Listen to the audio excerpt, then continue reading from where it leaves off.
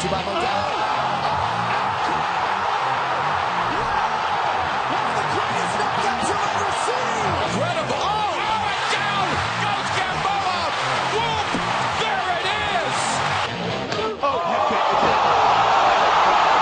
Valentina Shevchenko with a huge highlight tonight.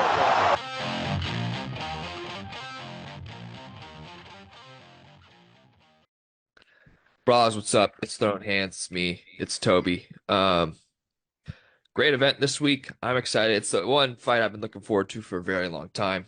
The present versus the future, I believe, in the 145 division. What do you think, Toby? Absolutely. Two of the most skilled guys in the featherweight division, probably in the whole UFC, are going head to head this weekend. It's an incredibly fun matchup. They're both making it interesting at the press conference, as if it already wasn't interesting enough. So I'm looking forward to it. For sure. So we're going to go to this card real quick as I share my screen. There we go. All right. So I was looking at the Mexican fight card next week over in Mexico City, but this is what we're really here for. Great card compared to the last two awful cards we've had. That's just my opinion. I don't think the last two cards have been that great. But they have not been very good. So we're not gonna go through this whole card. Toby, I thought about live streaming this, but we didn't. Good. Maybe we should live stream it so it keeps you on a leash. Oh yeah, true. That's not a bad idea. We'll do that next time. But you got Andrea Lee versus Miranda Maverick to open up the card. Nothing crazy. Val Woodburn against Oban Elliott. The Welsh Gangster, I'm pretty sure is his nickname. But gee, what? No, what? I don't think that's correct. That can't be. Val Woodburn went in there against Bo Nickel on short notice and didn't go great, to say the least. But I don't know much about these guys, honestly, so we're gonna move on. I didn't realize they were fighting at 170. Also, yeah, Val Woodburn is like 5'8", so he's definitely at a disadvantage against almost everybody at welterweight. That's true. All right, we're starting with Rinya Nakamura versus Carlos Vera.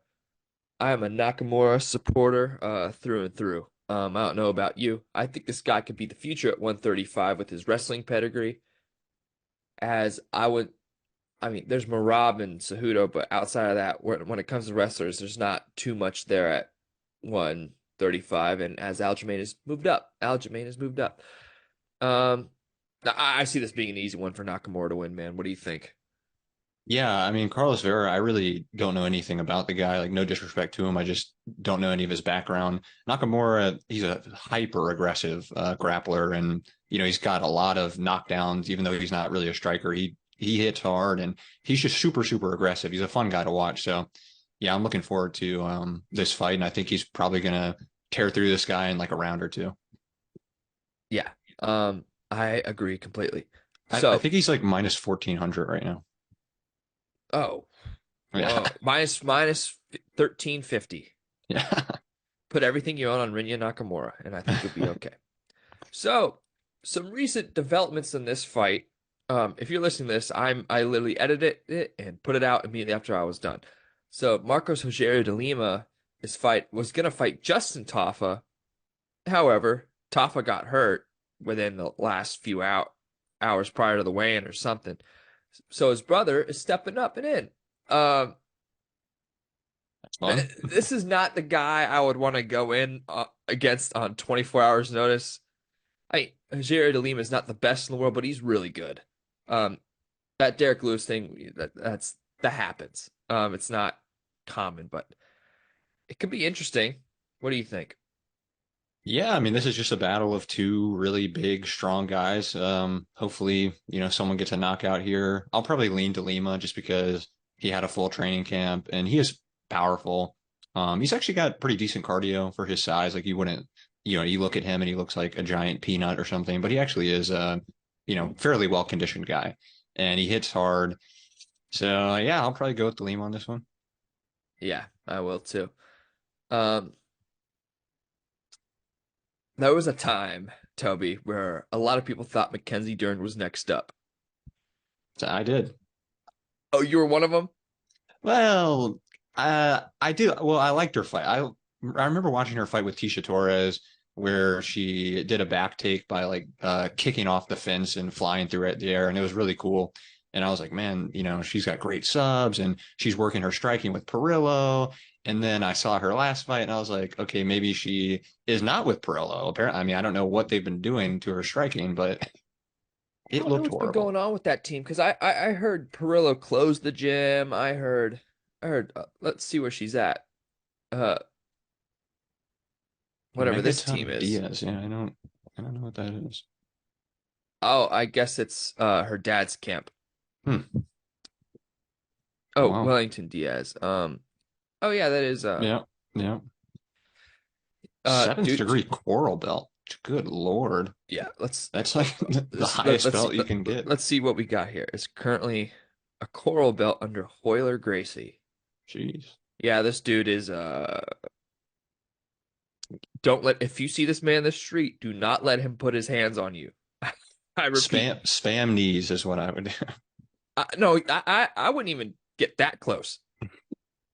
Yeah. I mean, yeah, he will destroy you if he gets his hands on you guys. So yeah, that's crazy. We could do a whole episode on him, low Well, key. I hope Mackenzie has been training elsewhere as well because she doesn't need to train her jujitsu. Like she's got great jujitsu. So she really needs to work on is building off her jab. She actually has a nice jab, but she doesn't build off of it. She just throws it and she's able to get countered off it. Like Andrade countered her numerous times and finished her numerous times, but the fight didn't get stopped until later on. But I mean, she dropped her like 4 times. Hmm.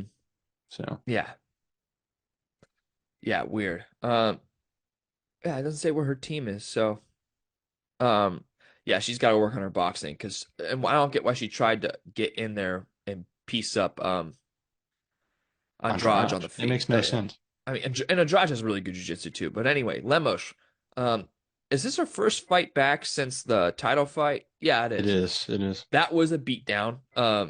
That fight could have ended in round one, I think. Um, but she survived and went all five.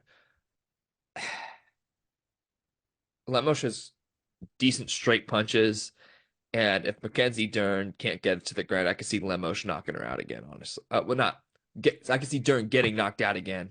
Lemos hasn't knocked out Dern to my knowledge. So I don't know. What's your thoughts? No, I agree 100%. I am very confident actually in Lemos. I think that she's going to get this done probably by finish. I think she's going to, TKO her or something. Um, I think it's going to be one of those situations like the Max Holloway, Calvin Kattar, and then Calvin Kattar versus Giga Chikadze, where Lemos got destroyed by Zhang Wei Li. And I think she's going to obliterate Mackenzie Dern. And maybe I'm a little biased because Mackenzie Dern's last fight was such a pathetic performance, but I just can't trust her striking. Lemos is super powerful, very accurate, Yeah, very tough, and she can go 5 rounds. So this is a 3-round fight. So I think Lemos, I mean, all the way. and Lemos has decent jujitsu too. So Yeah. I'm Yeah, not saying. exactly. People look at that fight where she got subbed by Andrade. That was a freak submission. Okay. That, things like that happen. Well, they don't really happen, but it happened to her one time. It doesn't mean she has bad submission defense or bad submission game generally. Yeah, and Andrade's jujitsu is really good, and it's not something people see when they. Yeah. Andrade just saw the opportunity. That's not something someone normally would see, but man, that's so interesting. Look at this significant Yeah. strike rate. It's crazy. I would not have believed that. No, I feel like Dern landed way less than that. Interesting. Hmm. Huh. Quite a bit of leg Anyway, kicks. to the main card. Take it away, Toby. All right, everyone. We've got Volkan Topuria, we've got Whitaker and Costa, Merab and Cejudo. The fight that nobody's talking about, that everybody should be talking about, the real main event is Roman Kopylov and Anthony Fluffy Hernandez. And let me preface this by saying, I have a lot of respect for Fluffy. You know, he is a great, great fighter. He has incredible jujitsu, super tough, rarely ever gets finished. Subbed, who's that guy who got the sub? Adolfo Vieira. Yeah, subbed Adolfo Vieira. Crazy. Got great cardio. This dude's a dog. With all that out of the way, Roman Kopylov is going to murder this guy. They're going to have to drag Fluffy's lifeless body off of the canvas. The crowd, there's going to be people crying. They're going to pan to the crowd. People are in tears because of what Kopylov is going to do. They're going to say, oh my God, we just witnessed the first death inside of the octagon. I truly believe that. Kopylov is only getting better. He's on a 4-fight KO or TKO streak. His kickboxing is some of the sharpest striking you will ever see. He's been training in Dagestan. Let's not forget that. I mean, his first 2 fights in the UFC didn't really go his way because he got taken down. And I think a lot of people, you look at these odds, he's almost a plus 200 underdog right now because people, yeah, he's exactly plus 200. People look at the previous fights, which, by the way, were 5-6 fights ago, and they think, oh, yeah, Fluffy's just going to take him down. He's going to dominate him. That's not going to happen. Roman Kopylov is going to defend those takedowns. He's going to destroy Fluffy on the feed. Simple as. Should everyone put everything they own on the plus 200 odds?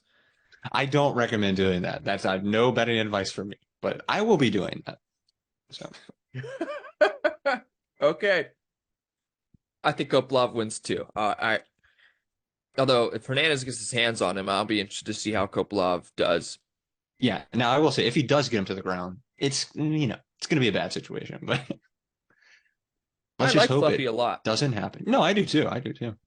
It's like I don't really want any of these guys to lose. He did terrible things to Edmund Shabazian. Yeah. I will say though, if we're talking about, people, like 5-6 fights ago, let's not forget what happened with Kevin Holland 5-6 fights ago with Fluffy. I mean, knee to the body took him out. Kopylov, what does he have? Those body kicks? I don't know. I'm just saying. The same. Man, that was a crazy submission against Adolfo Vieira. And Vieira's looking good, man.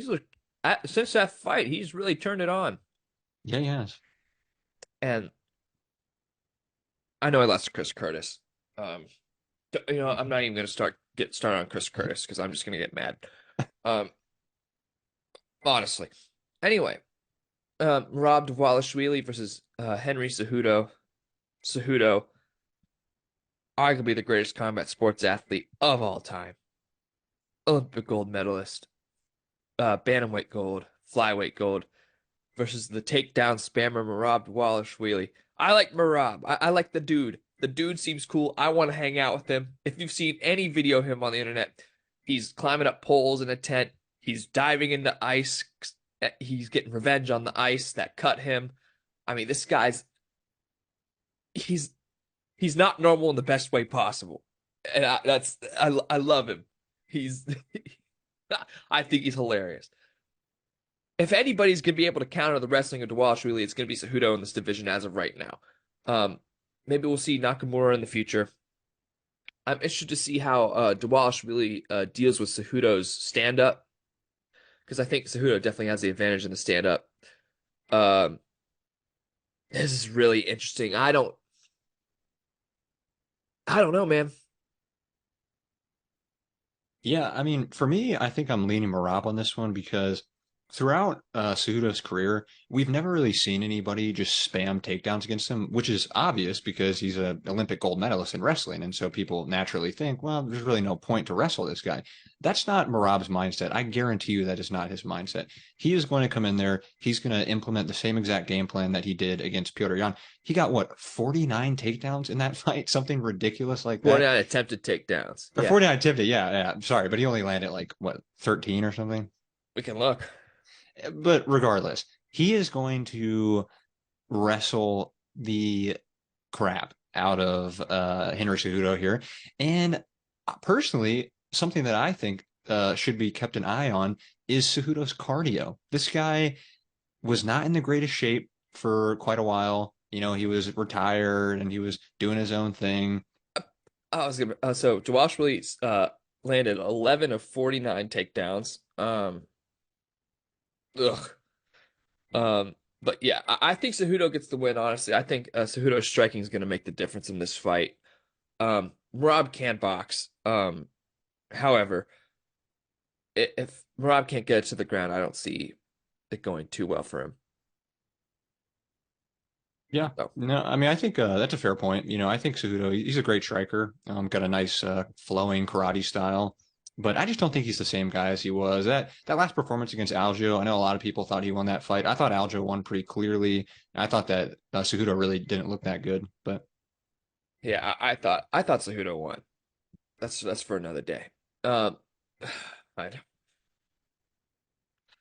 Je Jeff Neal versus Ian Machado Gary. I'm not going to talk about Ian Gary. I can't. Apparently, he didn't do any interviews with Irish media. ah, That's the word that's going around. I'm not going to say for sure. it's weird. And he says he's too big to go to Ireland. You're not McGregor. I'm sorry. I'm sorry. You're not. You're not on that level. How does he expect to win over the Irish fan base if he says stuff like that? I don't know. But hands of steel, Neil, man. I love this guy. This will be Ian Gary's biggest test. Um, if Jeff Neal stays in range, it could be a long night for Ian Gary. Because Jeff Neal's gonna dirty it up. I see. That's how I see it, and I think Jeff Neal's gonna knock him out. Yeah, I mean, that's what I'm hoping happens, but man, Ian Gary, for all his personal flaws that people like to point out, I mean, he's a very, very good fighter. Yes, He's what 6-0 in the UFC, I think. something like Sorry, that. sorry if you guys can hear this dog just barking in the background, but yeah, he's like 6-0 in the UFC. He just beat Neil Magny, who, kind of a 50-50 guy, but still it was a great performance. I watched him live when he, clattered his shin off of D-Rod's head, and we've never seen D-Rod hurt like that, much No, less finished. I mean, he went down like he got shot, so Ian Gary's powerful. He manages range very, very well. And something to keep an eye on with Jeff Neal is he has shown a lot of moments of bad fight IQ in the past. And I just can't really put a lot of faith in Jeff Neal to follow a game plan and not make a mistake. I think Ian Gary's the type of guy, if you make one mistake, he can capitalize, he can finish you. We've seen Jeff Neal hurt before. I think that could happen. I'm not saying it will, but I'm leaning a little bit towards Ian Gary. I'm hoping Jeff Neal wins because I do like him as a person. I think he's a great guy. I think he is a very fun fighter to watch, but I think Ian Gary is just going to be a little bit crisper. But like you mentioned, if Neal can get in there, make it dirty, bloody him up, land some shots on the inside, very interesting fight. Completely different fight at that point. So who do you think wins, Ian Machado Gary or Sean Strickland in that hypothetical? I think Sean Strickland just Strickland. toys with him. Yeah, I think Strickland definitely. Um. Anyway, they have some beef. Look it up. We're not going to get into that. Bobby Knuckles versus Paulo Costa. Guys, Paulo Costa weighed in. He's official. This fight is official. We're seeing Paulo Costa again, finally, versus Bobby Knuckles, who's coming off the saddest loss in MMA history. I contemplated stopping watching the sport because of that. It was rough. It was rough for all of us. But now you acknowledge that DDP is the greatest fighter of all time. He's not the greatest fighter of all time. No, Strickland I'm won joking. that fight. No, I know. I'm joking. Anyway, what Paulo Costa are we seeing? Are we seeing the Paulo Costa against Romero? Is that the one we're going to see? Because I hope that's the one we're going to see. Or are we seeing the Paulo Costa against Adesanya? People downplay that Vettori loss Vettori's a great fighter, guys. What's Robert Whitaker's chin looking like? He just turned 33. This is, his last bastion to get back into the title picture. I don't know about this fight. It's going to be very interesting. What do you think, Toby? Yeah, this is a really, really interesting one. I am hoping and praying that Robert Whitaker gets it done because I really love Rob. I want to see him back in the title picture. And I think a lot of people, there's been this misconception about Paulo Costa for years now that he is this one-punch knockout guy. Oh, he's so powerful. If you look at any of his fights, whether it be Johnny Hendricks, who, by the way, Johnny Hendricks in that fight was like 36 and he wasn't on roids at that point. Like this was after USADA came in. He was super old and slow, and Costa just beat him down. He didn't finish him with like one shot. He beat him down over the course of the fight. And that's what Costa does. I mean, Costa is the type of guy to win by attrition. I mean, people look at him, he is a huge guy, but he's not really a one-punch KO artist. We've never really seen that throughout his career. So I think that actually helps Robert Whittaker because, like you mentioned, there are some questions about Rob's chin. I mean, DDP dropped him with a jab. He's been hurt in numerous fights from the Adesanya fight, both Adesanya fights, actually. He got hurt very badly in the Romero fights. A lot of his fights, you know, he got dropped by Darren Till pretty badly. So his chin can get cracked. But I don't know. I think he's going to be able to outskill Paulo Costa. And I think even if Costa does catch him a couple of times, he's going to be able to withstand the power. So I think Whittaker's going to get this done. I think it's going to be a clean decision win for him. I think he could maybe even pull off a TKO or something. We've seen Costa finish before by a slick striker. And of course, Izzy and Rob have very different styles, but I think it could be a similar ending. I don't think it's going to be a first round. I think it's going to be like a second or third round finish by Whittaker here. I see Costa getting it done, honestly. I know Really? it's been a year and a half. However, I don't know, something just seems different about Costa's mentality going into this. I never really had any doubts of him pulling out of this fight, which I understand if you don't believe me, out there. But something tells me he wants this now. Not like he didn't want it. I mean, he tried to fight Hamzat with the Yeah. staph infection, and he was there, and he had like 2-3 surgeries, something like that, to get all the stuff out, if I'm not mistaken. I see Costa getting the job done. Now, ring rust, could it be a thing? Sure, we'll see. But non-ring rust, I think Costa gets this done. He seems like he's in a different headspace at this moment. Yeah, and he is with the captain, Eric Albarracin. Yes, Eric Albarracin. Henry Cejudo's former coach. No, I'm just kidding. Now, Apparently current still coach. no, I know. Uh, I don't know. Man, they are not doing Volk justice with this picture here. No, I mean, this was him when he fought Makhachev. Yeah, not his best. Not his best. I think it's just the fact that he doesn't have a beard. Yeah, that definitely. It's very weird to look at him like that. I don't know. It doesn't look like Volk. He also isn't quite as shredded as he usually is because down at featherweight he looks a bit more lean. You know, this is up at lightweight. It looks like. Yeah, that's true. He just looks different. He's still a hunk. Let's be honest here. Like, Yeah, come on. for sure. Absolute hunk. But she out Volk might. But this is the fight I've been looking for since Topuria put on that performance against Emmett. This is the one fight I have. If Volk was 34, I'd be less sure about who's gonna win this. But no one's beating that curse. And there's somebody to beat it. It's Volk. It's Volk. But you know, you see Topuria out there, you know, talking his shit, all that stuff. However, when it comes to him interacting with Volk, he's very respectful. I think I think you said at the beginning of the episode or right before we start recording, he's just trying to sell the fight. I think Topuria is very aware of whom he's going up against, and arguably the greatest featherweight of all time, I think, is Jose Aldo. 9 title defenses if you count his WEC stuff. But anyway, this is the biggest featherweight matchup since Aldo versus McGregor. I truly believe that. This is, you know, some people are talking about Volk might not finish. Topuria might not finish Volk if he couldn't finish Emmett. That fight should have been stopped by Emmett's corner, if we're being real. But anyway, dude, I don't know who's winning this fight. You know, Toby, I'm the biggest Topuria supporter there is. I think Topuria is him. I think he's getting that belt at some point. I just don't know whether or not it's now.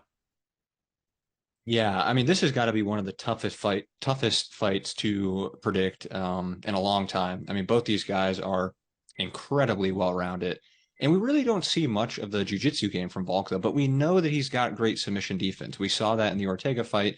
We've seen that he's got good takedown defense, so we know that he is phenomenal on the ground. He just doesn't really show it too much, and he does use offensive wrestling sometimes. I don't think he'll really go to that too much against Topuria, but I mean, you know, it could be there. But Topuria, I mean, this guy, talk about well-rounded. He's got skills everywhere. We saw the jiu-jitsu in the Bryce Mitchell and Ryan Hall fights, the defense, I should say, and the offense in the Bryce Mitchell fight. And then we saw the beautiful striking against Jai Herbert, against Josh Emmett. And people, I've seen a lot of people bringing up that Jai Herbert fight. If you go back and look, that is one of the most perfectly timed head kicks in the history of the sport. I mean, Jai Yep. Herbert threw that leg up with no telegraph right after Topuria threw a punch. He literally couldn't see it coming. Like, it's impossible for him to have seen that kick coming. And the fact that he ate it and then got immediately back up is insane. Like, we know from that he has an incredible chin. He's young, he's durable, he's super fast, super powerful. I'm going to lean ever so slightly to Poria because of all those attributes that I just mentioned. Also because Volk, coming off of a knockout loss, 36, is he? 35, 36 years old? 35. 35 years old. We know about the curse in welterweight or lower, being 35, being a champion. So I'm going to have to lean to Poria just a little bit, but it's no disrespect to Volk. Yes, one of the greatest fighters that we have ever seen, currently a top 3 pound for pound guy. But I just think Taporia he's that good, man. He really is. And I can't go against the curse. Nor can I. I don't know. I love Taporia just as much as the next person. I really do. I think Taporia gets it done. I think he finishes him in the second or third round. If let's say this fight was happening in April, right? At 300, I'd be more confident in Volk. But a head kick knockout like that, only 4 months after the fact, that's scary. So Also, wasn't Volk on the UFC 5 cover? yes, he was with Shevchenko. I don't know, man. I don't know. Not the greatest thing. So Yeah, Volk isn't exactly under the greatest set of circumstances here. all we need is a Drake is going to come in and be like, I just dropped $700,000 on Volkanovski. Well, It's that'll like, see. all right. It's like Taporia lock for sure. Yeah, who knows? Yeah. We'll see. It's a Dang. very tough fight. They list him as fighting out of Germany. So he's from Georgia, raised in Spain, but he's fighting out of Germany. He was born in Germany. Oh, okay. So wait, I thought he was born in Georgia, but he lived in Georgia though for a Yes. while, right? Yes, Okay. he is an ethnic Georgian. Okay. He lived in Germany for a few years and then he Oh, moved to Georgia, then he moved to Spain. gotcha. Man, dude, this card. Should be a This fun one. card. I will say the early prelims and the prelims are, a little underwhelming, but the main card is fantastic. So Yeah, the main card is fantastic. Um not much as of news this week. Um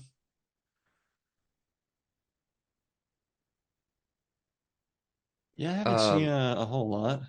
oh, Dana White's gonna announce the 300 main event at the press conference. Oh yeah, We'll that'll be see. interesting. We'll see. Oh, I hope it's not Leon versus Bilal. Yeah, I hope not either. I hope he moves up Holly Holm and Kayla Harrison to the main event. Oh, absolutely. That's what How's Kayla everyone. Harrison gonna make 135? Dude, that's what I was thinking. She's been fighting at 55. There's no way she makes weight, man. She gonna she's gonna pull like a Leon what's his name? This 49er safety. It's gonna kill me if I don't look this up. Hold Dude, on. she's gonna have to cut a leg off to make 135. Like, she's huge. She probably cuts at least like 15 or 20 pounds to get to 55. Ronnie Lott. Hmm. Ronnie Lott. So I don't know if you heard of Ronnie Lott, but I have. yeah, chopped off his pinky to play in the game next week instead of having it in a cast. Whoa, I did not know about that. I do remember Ronnie Lott. He was like one of the hardest hitting safeties ever, but I've never Yeah, heard of that story, that's incredible. yeah. So like what she's not gonna be able to lose enough muscle in time. Yeah. We'll see. We'll see if she gets in there. But yeah, as for the 300 main event, I don't know. It probably will be like Leon Bilal. I mean, I don't think the UFC could be that. Like, they don't hate the fans that much, do they? To do a Leon Bilal main event, Oh, I don't think they do. they've got to at least toss us like, stick Pereira in there against somebody, Aspinall. anybody. Yeah, against Aspinall. I mean, against Izzy, I wouldn't mind it. I mean, nor would I. Nor It'll would be I. interesting though. If they don't do Leon Bilal, then when would they do it? Because 301 is the Brazilian pay-per-view, and 302 I'm not sure about, but yeah, I'm not sure when they do that fight. I know. I'm not. I don't know, man. I don't know. If it is, we're gonna have to oil Dana up, teach him a lesson. Okay. Nina screwed that joke up. Yeah, I She didn't even see what did completely she do? ruined it. Oh, She just pushed it too hard. oh man. Like Yeah, it was pretty good for a while. it was hilarious. All the it was hilarious because it was natural. Like Dana would be reading the comments on his Instagram live, and he's like, "Oil me up. What does this mean? Why do you want to oil me up?" Or like my favorite one is when someone comments, they're like, "Your mom's a fun card." He's like, "Your mom's a fun card." Like, what does that mean? What are you guys Yeah. talking about? Yeah. Shout out to the interesting community of MMA. Yeah. Dana White Instagram live. He needs to do more Instagram lives. Or is here's my opinion on Nina. Hear me out. She's great for the casual fan. And I Yeah. think that's what that's what the UFC is trying to get her to appeal to. And I think there's a lot of hardcore fans out there who don't like her. Oh, she's this, she's that. But she's not trying to appeal to you. hmm That's just my opinion. I don't know how you see her. I don't got a problem with the person she is. She seems cool. Yeah. She seems like stuttered a little bit there. She seems like someone fun to hang out with. But Yeah. I I think the hate isn't warranted in the right places when it comes to her. Yeah, no, I agree. I think she's doing a good job of bringing in a bit of a younger, newer audience to the sport, people who wouldn't have otherwise watched MMA. And look, maybe it's just like horny teenagers who think she's hot, but either way, they're getting into the sport. So that's a good thing. And yeah, I mean, I think she seems like a pretty nice, fun person. And it's not like she's a casual herself. I mean, the questions that she's No. asking these fighters are silly and goofy, but she knows what she's talking about Yeah, she knows clearly. what she's talking So about. I will say though, she is a power slap shill, and I hate that. So Yeah. she's I mean, always pushing power slap, and I get that they're same as Bisping. yeah. I don't I know. and Anthony Smith and I just I can't believe like just for a paycheck, you're gonna sacrifice like all your values. I mean, how could you promote something where two people just stand right in front of each other? They can't move at all, and they just get knocked out. Like, imagine an MMA fight where the two guys just stand right in front of each other and throw like knees and kicks and elbows, and nobody moves the whole fight. Like they're just stuck in the ground and they knock each other out. it's not Like it's no not one a would want sport. that. It's not. Yeah, it's not. And people, because people will say, like, "Oh, but MMA, you can get knocked out." Yeah, but you can also defend yourself. There You can't defend yourself in slap fighting. there's no sporting aspect to slap fighting. No, no. Toby, I could come down to Morgantown. You could be fast asleep in your bed, and I can just stand over you and just go whap. Yeah, That it's the same thing. functionally the same. Yes, It's functionally the same thing. I won't be doing that, by the way. I But hope not. I mean, we got a power slap card. Oh, last week there was a card. Probably sold 600 million pay-per-views. New welterweight champ, Toby. Wow, very interesting. How much do they make? Hold on. This is important. Can't be much. This is important. Dana's probably like, all right, 500 to show, 500 to win. $500, that is. Geez, this is from the Daily Mail about a year ago. 16 some make 1,600 per bout. Oof, that's rough. Ugh. Not worth it. Jeez. This Oh, that well. makes me mad. We Just do. thinking We have a about it. great card coming up. So Great card coming up. Great card coming up. What if Wolverine from Power Slap headlines UFC 300? if Dana did that, I mean, I think that I'd would sell. respect it. Dude, that would sell like negative pay-per-views. People would be like getting refunds from past pay-per-views for that. What is up, fight fans? I can see it right now. I have an announcement for the UFC 300 card. Opening up the pay-per-view. There's not much. I'm looking at news. There really hasn't been much this week. Yeah, not a whole lot. Referee for the main event, the judges. Herzog's the ref. Great. Good. Yep, good. Great. The judges are Ron McCarthy, Not bad. Elliot Kelly, and Michael Bell. Mike Bell, not the best. Oh, that's the middleweight matchup. My bad. Okay. Ooh, Mike Bell, not a great judge. Oh, Ron McCarthy, Derek Clearly, and Sal D'Amato. Oh, God. Oh, we got Sally D in there. Dude, we're going to have 48-47 Volk, 48-47 Taporia, and then a 47-47. No, we're going to have like a 50-45 one way from 50, Sal 45, 48-47. Was it Sal D'Amato who... What was the UFC fight that he got so horribly? Well, was it the Cheeto Vera that he gave a... I think it was, that. And I think it was Strickland versus Manson. Well, whatever fight it was, there was one day where he had that scorecard, whichever one it was. And then that same day, he flew out and gave Danny Sabatello fight. A 50-45. He gave Danny Sabatello a 50-45 against Rafion Stotts. And keep in mind, Rafion Stotts won that fight because the other two judges had it 48-47. This guy had it all 5 rounds for the other guy. That's how bad he is at judging fights. I don't get... I know they have collective bargaining rights and everything, but I don't understand how like the judges can stand behind this guy. I mean, he is such a bad judge. Yeah. And he gave, like I said, Jack or Manson the win over Sean Strickland. Yeah. Horrible. Ridiculous. He's trash, man. And honestly, Derek Clear is not much better. But yeah. Well, hopefully it doesn't go to a close decision, which I kind of feel like it will, but it could be a war. But yeah. Toby, we got to get going, man. But you got anything else to say? No, I'll keep my mouth shut. I don't want to make you edit anything more. Okay. So. All right. We're going to start live streaming the YouTube stuff. I that's kind of what I've been wanting to do.